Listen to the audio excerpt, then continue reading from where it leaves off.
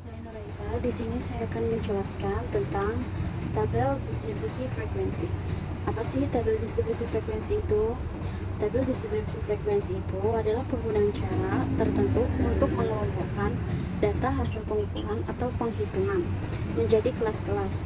Jadi, dalam bentuk salah satu penyajiannya, sehingga dapat menjadi lebih mudah dibaca, sehingga mudah dipahami, dan menjadi lebih ringkas.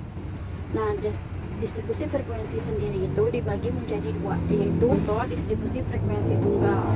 Jadi distribusi frekuensi tunggal itu dia adalah datanya atau ada satu, yaitu tunggal.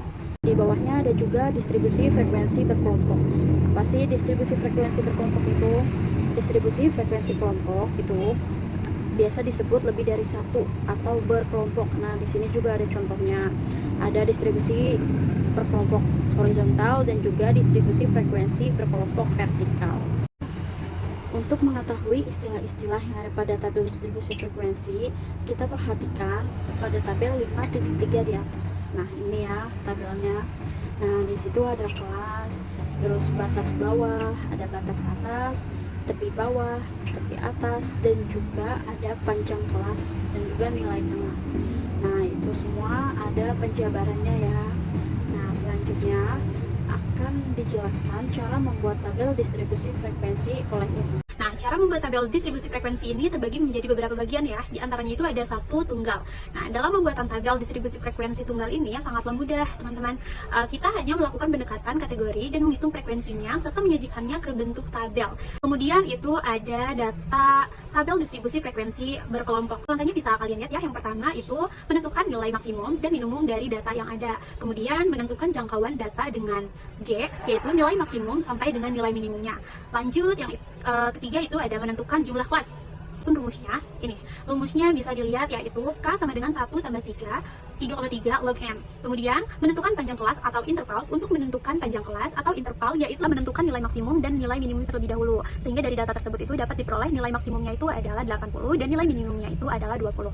Kemudian menentukan jumlah kelas dengan rumus jumlah kelas atau K sama dengan 1 tambah 3,3 log N.